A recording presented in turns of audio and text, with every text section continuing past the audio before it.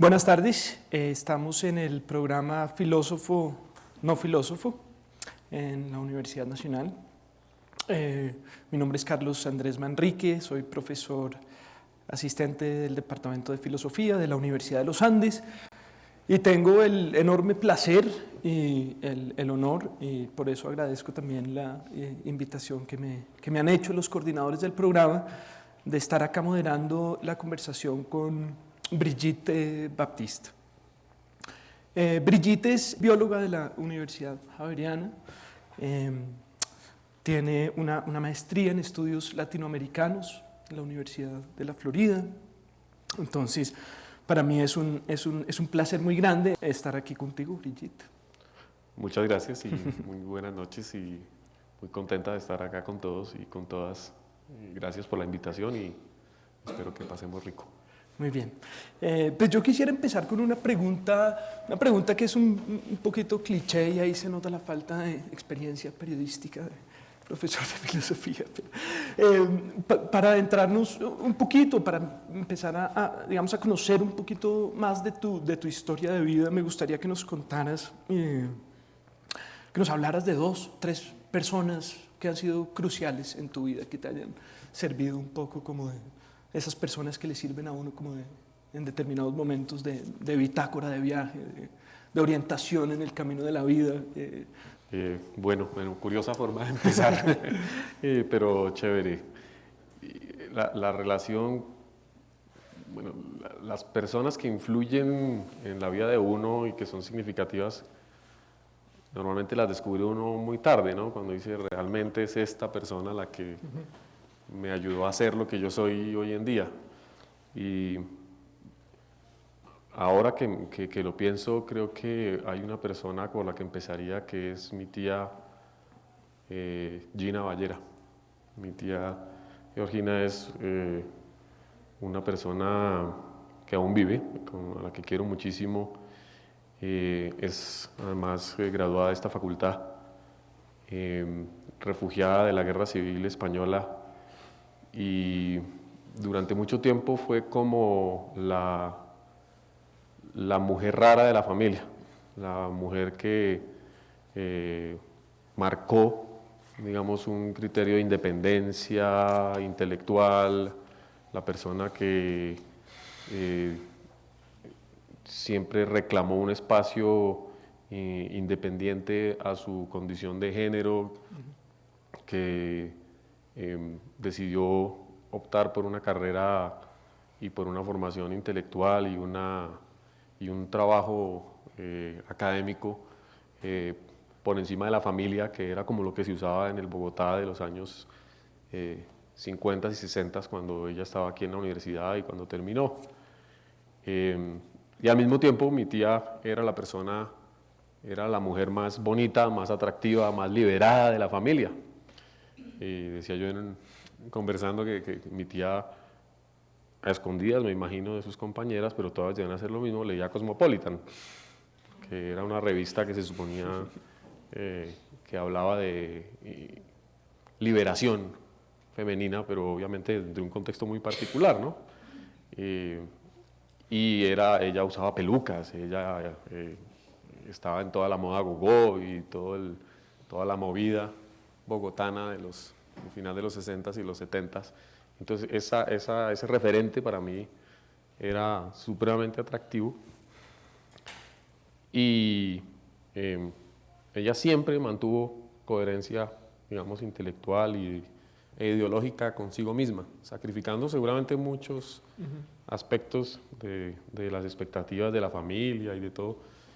Y hoy en día es una persona que vive sola, que es muy buena amiga mía y representa una relación con la feminidad familiar muy distinta, por ejemplo, a la que uno tiene con la mamá o con el papá o las hermanas y demás, ¿no? Una persona, por todo lo contrario y muy paradójica, y ahora no sé si realmente tiene tanta importancia o más el rector del colegio. El colegio siempre es una institución que marca con fuego la piel. Yo vengo del Refus y el señor Jean Gros, que tal vez conozcan algunos, a mí me tocó 11 años en todo su apogeo. Y el señor Jean Gros tenía una curiosísima visión de la condición humana, o tiene, de la libertad y de los derechos de las personas, así como promueve un ejercicio de independencia intelectual absoluto. Su modo de vida es totalmente espartano y para él el cuerpo y la condición orgánica, el género, son absolutos obstáculos para la realización de la persona y son elementos a los cuales hay que siempre mantener contenidos y a los muchachos en particular pues el ejército les hace mucho bien, cualquier clase de ejército. Entonces yo sí recuerdo al señor Jean Gros tratando por igual a hombres y mujeres, pero por igual de mal. Entonces el señor Jean Gros marca una paradoja cultural interesante y él, bueno, proviene de Suiza, también es, digamos, un refugiado del nazismo, pero a la vez todo el mundo lo identifica un poco como con esa visión. Entonces tiene una influencia muy marcada en mi vida y en la forma de entender las cosas. Y yo diría que las otras personas que lo marcan a uno emocionalmente muy fuerte pues son las parejas largas, las parejas comprometidas y sin mencionar nombres.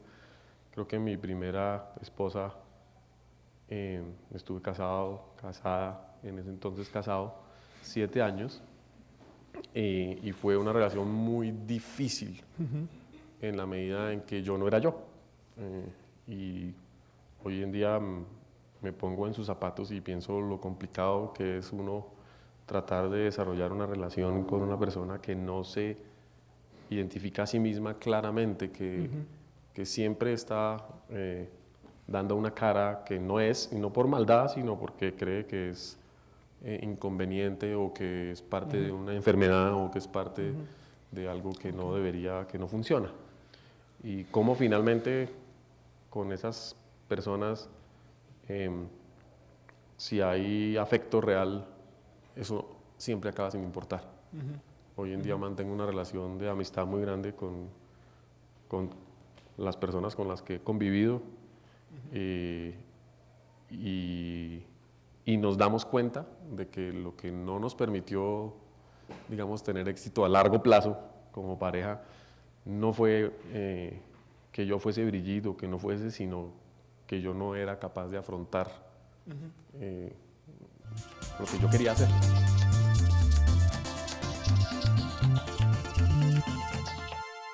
Me gustaría retomar ese punto con respecto a tu relación con lo femenino, porque obviamente tú de lo que estás hablando ahí, cuando hablabas de tu tía, ¿no? Hay algo que tú admirabas también allí que tenía que ver con lo que tú me llamaste en algún momento en respuesta a la pregunta anterior, la feminidad. Me gustaría que tú nos contaras qué es lo femenino para Brigitte. Yo lo voy a afrontar también históricamente, porque también cambia a través del tiempo. Uno percibe muy pronto cuáles son los posibles efectos de no conformar. Puede ser por el colegio en el que estaba, puede ser por Bogotá. Si fuese costeña, de golpe la cosa hubiera sido más fácil. Y yo soy de aquí de La Soledad, nací en el Parkway, toda la vida he crecido en familia bogotana, por mi parte paterna muy católicos, muy practicantes, muy ordenaditos, por la parte de mi mamá catalana pues totalmente lo contrario, ¿cierto? De golpe ellos son los culpables de esa mezcla. Y el referente femenino va también cambiando, entonces claro, cuando mis compañeras se desarrollan y yo voy viendo en quinto primaria, 10, 11 años, que que conmigo no va a pasar lo mismo. Empieza una época muy dolorosa y en la cual uno afirma la idea de yo quiero ser mujer, pero quiero ser mujer quiero físicamente madurar en el cuerpo de una mujer, quiero vivir como una mujer, pero uno no tiene ninguna conciencia de lo que contiene la idea de ser mujer. ¿Sí? Entonces, claro, el referente de feminidad es cómo era ser mujer o vivir la feminidad en Bogotá en el año, vamos a poner 75, que yo tenía 12 años. En el año 75, ¿qué películas eran las que se veía? ¿Cuáles eran los espacios de la feminidad? ¿De qué se hablaba? ¿Cuál era la música? La música tiene una influencia tremenda. Las representaciones de lo femenino son de mucho impacto. Y las amistades universitarias de mi tía, las primas, y empieza uno a compartir también a la compinchería de lo femenino con las buenas amigas que uno tiene, pero siempre con una conciencia muy grande de que cualquier transgresión, cualquier expresión real de lo femenino en ese sentido, en mi casa tendría dos efectos. La primera, usted se está volviendo hippie. Eso en esa época era malo, no crean que y en el colegio Refus, terrible. Dejarse crecer el pelo, usar bota campana, eso era impensable. Y si era impensable volverse hippie, mucho más impensable decir, no, es que yo quiero cambiar de sexo, yo quiero ser otra cosa. De manera que eso no pasó, todo uno se lo guarda para adentro, hasta el día en que, por ejemplo, en El Espacio, que es un referente cultural importantísimo, uno ve a Roberta Clos, dice, transexual visita Bogotá. ¿Cómo así? Y Roberta Clos y la sacan semi en pelota. Y dice, pero es un hombre. Y entonces uno empieza a decir, pero ¿cómo así? Y después sale Amanda Jorgensen, una tenista sueca, que era un tenista, cambia de sexo y viene a un campeonato. Y en general el tono con que se aborda ese fenómeno pues es completamente amarillista. No es que haya cambiado mucho, pero... y lo publica es El Espacio. Nadie más habla digamos, de la idea de que los hombres pueden ser mujeres, las mujeres hombres. Entonces, ese ideario de feminidad es el que uno lleva, pero por dentro. ¿Sí? Y sin realmente tener una experiencia de primera mano de lo que es el cuerpo femenino, de lo que es la cultura de lo femenino en Bogotá, porque uno tiene que estar con los amigos, jugar fútbol así uno no quiera, que le den patadas, que lo maltraten, porque eso es chévere, eso es lo que hace la masculinidad. Entonces, pues uno se somete a todo para recibir la aprobación. Y, como decía, la feminidad va por dentro en ese momento. Y es después cuando comienzo a viajar, cuando convivo en mi trabajo de biología con muchos pueblos en Colombia distintos, sea en Amazonas, con andoques, con muinanes, cuando trabajo con grupos campesinos en temas ambientales, en la medida en que voy cambiando de escenario territorial y cultural, que me voy dando cuenta de que la noción de ser mujer pues es tremendamente contextual. ¿Sí? Yo conozco muchas trans que definitivamente lo que aspiran, y con todo el derecho, es a cambiar de sexo, casarse, adoptar niños, cocinar y cuidar al marido el resto de sus vidas, y que eso las define como mujeres. Había una trabajadora sexual trans en el Santa Fe que se hizo operar ¿de qué? Se puso conejos. Y todas las compañeras decían, pero ¿cómo se va a poner conejos, todas nosotras haciendo ejercicio, dieta, y dice, no, mire, usted ha visto, todas las mujeres tienen conejos, eso es lo más femenino que hay. Bueno, entonces, es donde la condición de mujer, la fui entendiendo con el tiempo, no es ni idéntica a lo femenino, pero sí es totalmente contextual. Y fue cuando, en medio de muchas crisis y cosas, dije, yo vengo este es el contexto, ¿cuál sería la mujer con la que yo me identificaría y con la que tengo raíces? Y volví a mirar la Cosmopolitan y dije, es Brigitte Bardot. ¿Sí?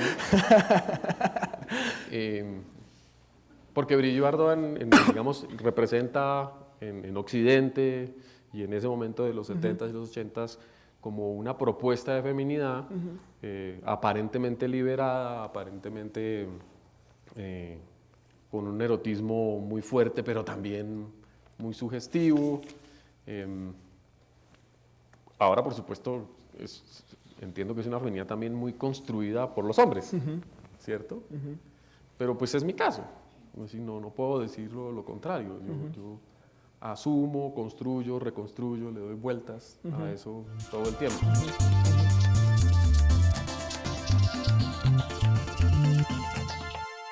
En ese recorrido histórico que tú has hecho, un poco como en relación a tu experiencia, y es algo muy bello realmente lo que tú dices. Hay una cita que yo vi en una entrevista tuya y tú dices, no me clasifiquen, yo soy un ser en movimiento, dices tú en algún lado. Y no se trata entonces de una identidad realmente, sino de una decisión sobre lo que uno quiere ser, sobre uno mismo, ¿no? Y mi pregunta es, uno pensaría que hoy en día, a diferencia de hace 30, 40 años, pareciera que hubiéramos como sociedad avanzado en la dirección de respetar la diferencia y respetar que otras personas, digamos, decidan adoptar una forma de vida singular en relación a su cuerpo y a su género, que se salga un poco, digamos, de lo convencional. Uno podría pensar que sí, hemos avanzado, es algo con lo que estamos más familiarizados, digamos. Pero por otro lado, parecería que no tanto. Y uno de los puntos que me parece interesante señalar para ver que tal vez no tanto es Diagnostic and Statistical Manual of Mental Disorder, ¿no? Que es la Biblia de los psiquiatras, ¿no? Y digamos, es un manual que todavía clasifica una patología que se llama el desorden de la identidad de género. Disforia de género. Disforia de género. Y es querer ser otro género al que uno, digamos, supuestamente ha sido asignado por su fisiología o por su naturaleza. Nuestra visión del cuerpo y no solamente de la genitalidad es tremendamente conservadora. Es así que incluso ha reducido su diversidad de visiones en la medida en que los medios cada día nos imponen un tipo de cuerpo y un estereotipo de lo correcto desde el punto de vista de lo físico, ¿no? Y cómo cada vez vivimos y nos angustiamos más por no poder corresponder con ese estereotipo. Entonces, pues, todos tenemos sobrepeso, todos somos feos y feas, todos tenemos el pelo con frizz, todos, bueno, es decir, es realmente dura la vida desde el punto de vista de uno encajar. Y se da uno cuenta que el cuerpo ya no solo lo construye una ideología cultural particular, no son los espartanos pensando en el cuerpo atlético y la mente sana en el cuerpo sano, sino son proyectos de consumo, proyectos elaborados previamente por otras personas y con otras intenciones, y que cada día nuestros cuerpos nos pertenecen menos. Y entonces ahí diría a su pregunta concreta que lo que estamos es perdiendo independencia, perdiendo control sobre probablemente lo poco que nos queda de libertades reales, y es decidir si engordamos o no, ¿sí? Y cómo esa sutil construcción del cuerpo viene creciendo desde que somos personitas en la cuna. Y uno podría entender que eso es una afirmación cultural. Yo entiendo el cuerpo huitoto hoy en día perfectamente, ¿sí? Cómo un pueblo amazónico entiende que debe ser el cuerpo en el contexto en el que se vive y en las relaciones históricas y todo. Pero aquí en las ciudades, el cuerpo, y en el mundo contemporáneo, el cuerpo pierde muchos de esos tensores y aparecen otros agentes interviniendo en el cuerpo, hasta que se da uno cuenta de que todo el tiempo, todo el mundo está diciéndole cómo vivir su cuerpo. Y yo creo que ahí está la parte, digamos, la parte política más, el reto político más drástico que experimentamos, yo diría, como comunidad LGBT, puede ser, o LGBTI, intersexual, o ahora apareció el pansexual, LGBTIP, esa sigla cada día crece más. No me gusta para nada, digamos, casillas, sumas, restas. El problema es colectivo, y es de cómo liberamos nuestros cuerpos y los ponemos en juego en un nuevo mundo lleno de oportunidades en situaciones que nunca han existido previamente. Es decir, el cuerpo humano nunca vivió en medio de 8 millones de habitantes. Es decir, nunca nadie tuvo tan cantidad de contactos físicos con otras personas como hoy en día, y además en actividades completamente nuevas. Es decir, lo que hacemos hoy en día con nuestro cuerpo, andamos en Transmilenio, y en Transmilenio nos espichamos, nos arrumamos, nos aguantamos, sonreímos o no, pero eso es un contexto para el cuerpo que no existía hace 20 años, 30, 50, y ahí es donde realmente nos están pasando cosas. Entonces yo creo que, insisto, a pesar de la aparente, digamos, liberación o tolerancia, porque la gente habla de tolerancia, ¿no? A mí no me gusta, pero lo tolero. Entonces, no, señor, yo no estoy viendo me tolere, estoy viendo me respete. Sí, estoy aquí y que conversemos como personas. Tiene más que ver no con un ejercicio de la sexualidad, sino un ejercicio del erotismo colectivo, de las relaciones entre las personas a fondo, de cómo nos tocamos, nos miramos, nos hablamos. Y con respecto a ese punto que me parece sumamente interesante, cuando tú hablas como de un cierto tipo como de intervención política que te parecería a ti la fundamental y que tiene que ver con modificar nuestra relación con nuestros cuerpos, básicamente, individual y colectivamente. ¿Tú ves algunas prácticas interesantes, algunos movimientos que estén avanzando en esa dirección, algunas ideas que te hayan llamado la atención de proyectos como políticos que tengan esa orientación en la comunidad LGBT o por fuera de ella, que tú sientas que son proyectos que valdría la pena cultivar en ese sentido?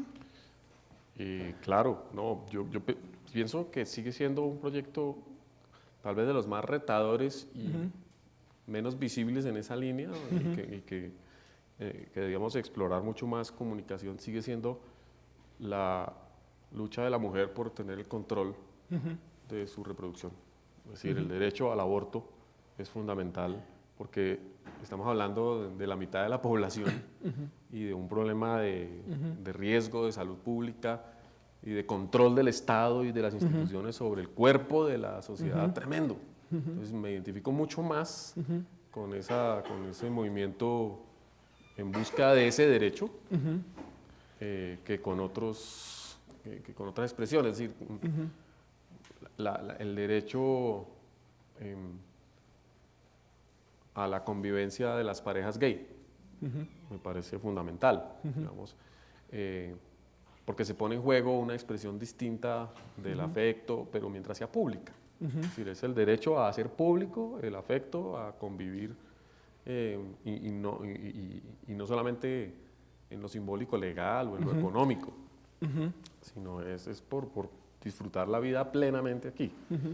Y creo que todas las culturas urbanas han hecho propuestas interesantísimas sobre su relación con el cuerpo, y es por ahí donde seguramente vayamos a enfrentar cambios de fondo. Bueno, yo creo que ya estamos cerrando, ¿no? Entonces habrá espacio para las preguntas. Muchas gracias, Brigitte, por una conversación Muchas sumamente gracias. interesante.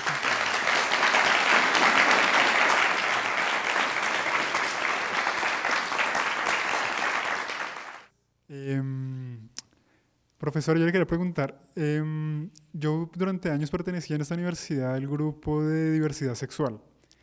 Entonces, desde ahí me da curiosidad saber usted ya dijo algo al respecto sobre su opinión sobre lo LGBTTIP, pero quisiera como que profundizara más cuál es como su relación, su visión del movimiento y en particular cómo le va con el movimiento lésbico. Bueno, yo creo, aplaudo que las personas de cualquier condición encuentren y construyan convergencias políticas. Creo que es lo más importante para defender derechos, para defender espacios, y creo que el LGBTIB es una convergencia bastante ecléctica de formas de ser y de mirar el mundo, que tiene muy buenas razones políticas para defenderse, por supuesto, porque ha sido fuertemente discriminada, sigue siendo fuertemente discriminada, bien sea por la condición sexual, bien sea por sus opiniones y sus prácticas en relación con la familia, en relación con la religión, en fin, ahí es todo un movimiento, pero creo que es un movimiento pegado con babas. Yo creo que todavía hay muy poca claridad política de lo que significa las particularidades y lo que queremos decir y buscar cuando nos afirmamos como lesbianas, transexuales, transgeneristas, y hay mucha endodiscriminación tremenda, ¿cierto? Hay mucha violencia de género entre los que nos suponemos paladines de la diversidad de género. Tarde o temprano colapsarán esas siglas y esas condiciones como en un movimiento mucho más coherente, mucho más crítico. Yo me siento más cercano, por ejemplo, ideológicamente al viejo movimiento punk, que directamente cuestionaba una estética, directamente cuestionaba una forma de vivir en la sociedad. Y creo que eso es lo que nos falta al movimiento LGBTI, no es defender nuestro derecho a practicar una sexualidad que a otros no les gusta. Es que eso no se pone en discusión, es demasiado veterinario, perdón la palabra. Y esa es mi discusión con la urología, con la medicina. Entonces yo creo que LGBTIT debería construir una agenda de mayor impacto, que cuestione cosas fundamentales, y me pregunta por las lesbianas, digo, en la medida en que están defendiendo un proyecto de feminidad, un proyecto de vida mucho más complejo del que a veces la comunidad gay masculina hace, chévere. Es decir, que trascienda, que cuestione, y cuestione todas las categorías de la sociedad. Muchas gracias, Brigitte. Muchas gracias a ustedes por la paciencia y la generosidad.